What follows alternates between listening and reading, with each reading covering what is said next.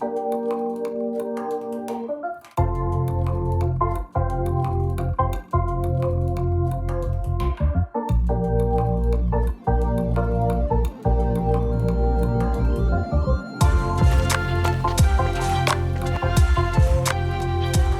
know what you guys are thinking. Why are you outside? Why are you out in nature when you could be all alone in your office where nobody can possibly walk past me and be super embarrassed? But here we are with bugs flying around, noises in the background, getting sweaty. I've been going on a lot of hikes lately, and although I do really enjoy being active and going outside and seeing nature, I do find myself really craving a creative aspect. Is that a person coming or is that an animal? There's nothing I hate more than recording in public.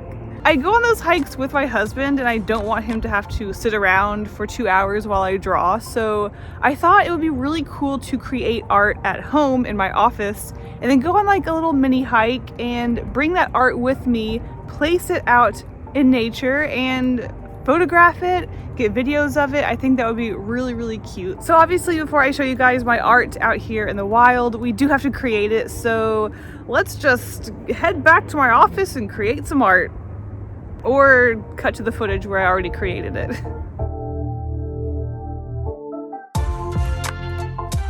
So before I talk about what I am creating here, I do want to tell you guys, in case you don't know what a paper child is, what a paper child is. Basically, I'm pretty sure it came from Japan because it's mostly Japanese styled illustrations that you see where they are cut out from paper and then they are interacting with the real world. Whether it is a person tugging at their shirt or they're eating food from the real world. Basically, it's a flat illustration that has been cut out and is interacting with the real world. So going into this idea, I was thinking about doing 3 sets of illustrations for our paper child. Paper children? Is child the plural or is it children? It just sounds weird. Basically, the intention for this project was going to be creating 3 sets. Our first set was going to be our sketch scouts, which is what I am drawing here. Then I was going to move on to possibly my 3 original characters, as you guys know, Dennis, Hatch, and Owlina. And then for the third and final set, I was going to create some sort of adventure fantasy creatures that are going on adventures, whether it be like a night bug or maybe a tiny mouse creature who is adventuring, just something that you would find out in the wild and not necessarily in your house. So as you can see, I started off with the Sketch Scout characters because I thought they were really simple. Obviously, I designed these characters for a comic and I wanted them to be very simple and easy to redraw over and over. So they're very simple, there's not a lot of color with them. So obviously they are the easiest to start with, especially when it comes to cutting out with the X-Acto blade. I'm not the best at cutting out things. Starting off with our main character, we have Scout sitting on the floor doodling some drawings himself, and I think what just makes this so much more cute is the additional pieces of paper that go along with this paper child. Giving this character who is cut out their own items that they are also doodling just makes it come full circle.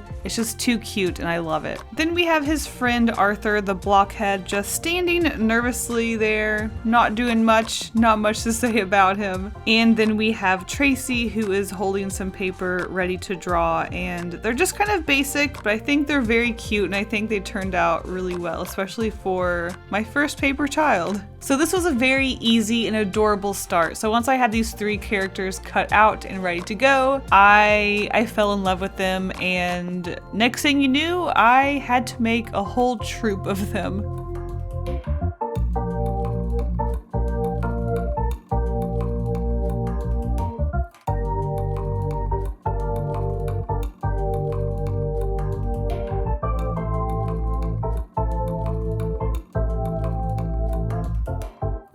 So as you can see, the results are pretty dang cute. They look adorable interacting with the real world, just sitting around the house, but I wanted to go out on a hike and put them in nature, and the more I thought about making a whole troop, the more I had to make a whole troop. So if you do follow me on my other social medias, you have seen the first page of this comic, and in the first panel you can see their little tint designed off of a pencil. In fact, the whole theme of this comic is obviously drawing. If you don't know the premise of this comic, it all started with the idea of making a set of patches to sell, and I thought it would be really cute to make a sort of Girl Scouts parody that is based on artists. And while designing these patches, I needed a default sort of human character to put on some of these designs, which I then named Scout, and then I thought it would be really cute to make a comic. And next thing you know, I am more obsessed with the comic than the patches. So either way, I'm happy to create something new. I'm really enjoying these simple yet fun characters, and obviously I am really going for it. They're already in a video. So I really like to theme a lot of the things with these creatures with pencils. So their hats are pencils, the flag for their tent obviously a pencil. There's a little doghouse next to the pencil, which is the eraser of the pencil. Sometimes I feel like I'm overdoing it, but it's pretty cute, so it's just the theme. Once that set was drawn and colored, I moved on to our next set, and this one was going to be a little bit more complicated, so for the first time I'm using a pencil to sketch them. I want to get a lot better when it comes to drawing things without sketching, especially when it comes to these very simple characters. I feel like getting used to drawing them without a sketch should be something that I should be able to do, so that's something I'm pushing myself to do. But because these particular dolls were going to be interacting with strings and other objects, I did want to make sure that they lined up a little bit better and I wasn't just winging it and going to fail. So we have one of our characters swinging on a swing, which I am super excited to see the results of because that one is so cute. We have one hanging from a string, another one is fishing, and the bottom one is supposed to be riding a slug, because a lot of the times when I go on hikes, I see these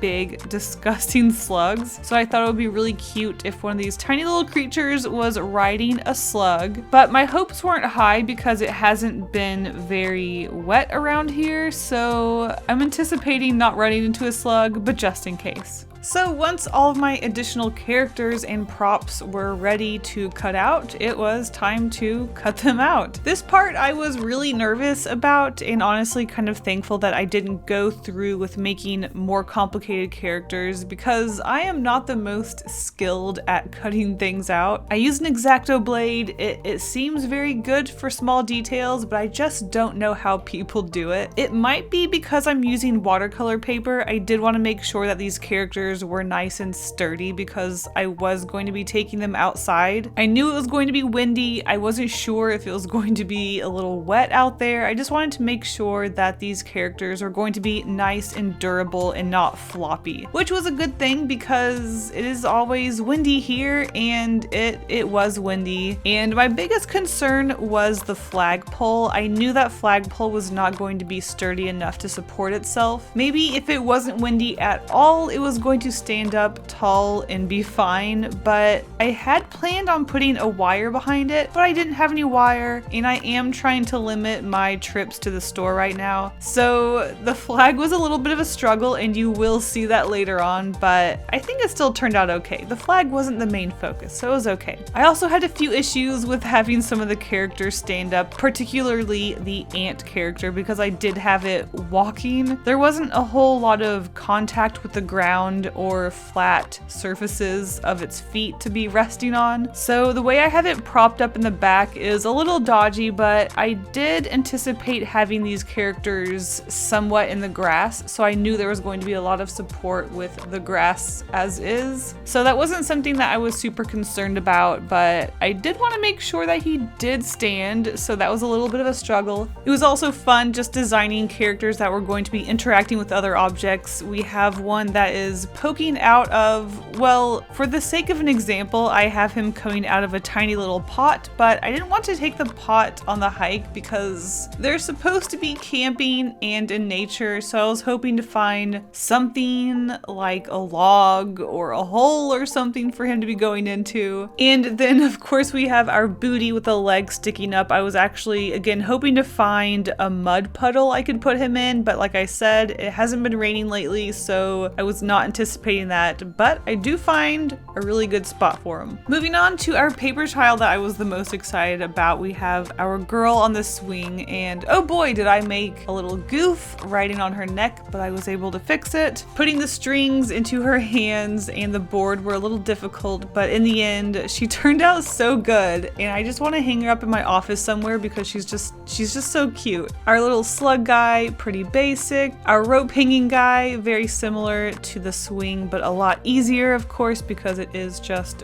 one string. And then finally, we have our fishing scout, which he's kind of basic again. I did go somewhere where there was water, but in the end I just kind of put him to the side and pretended that there was a cliff of water near them. This guy is really cute. I think just adding string to these paper children is a very small but adorable detail. So once all of my paper children were assembled and ready to go, I was so excited to see what they looked like outside in their natural habitat. You know, on their camping drawing trip, gotta earn that drawing outside badge. So let's see what they look like outside.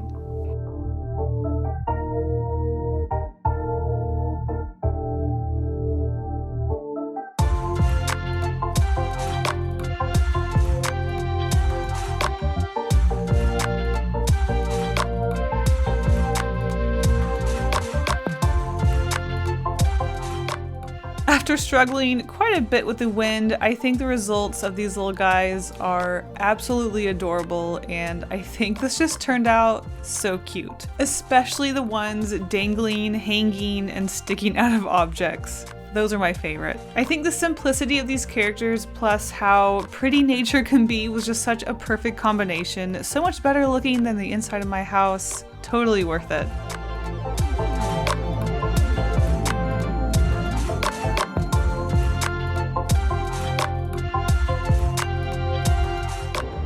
And there is a spider hanging just a few feet right over there. So I'm gonna wrap this video up. Thank you guys so much for watching. I hope you enjoyed this paper doll child cut out and go into nature setup video. I actually had a lot of fun with it. It's a really fun activity if you want to like get out of the house, but then also stay social distanced, but also be creative.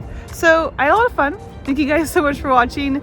I want to get away from the spider, and I'll see you guys in the next video. Stay golden. Bye. I went towards the spider. Why did I go towards the spider? Well, heck, Hiking Me forgot to say thank you so much to all of my patrons for their support. You guys are seriously the best. If you want early access to my videos, secret sketches, and more, check out the link to my Patreon in the description. Thank you guys all so much for the support. I'll see you next time.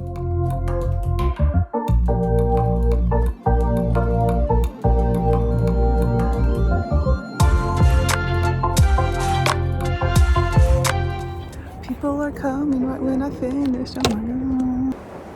Oh my god, there's a fly. God. Wow, this recording.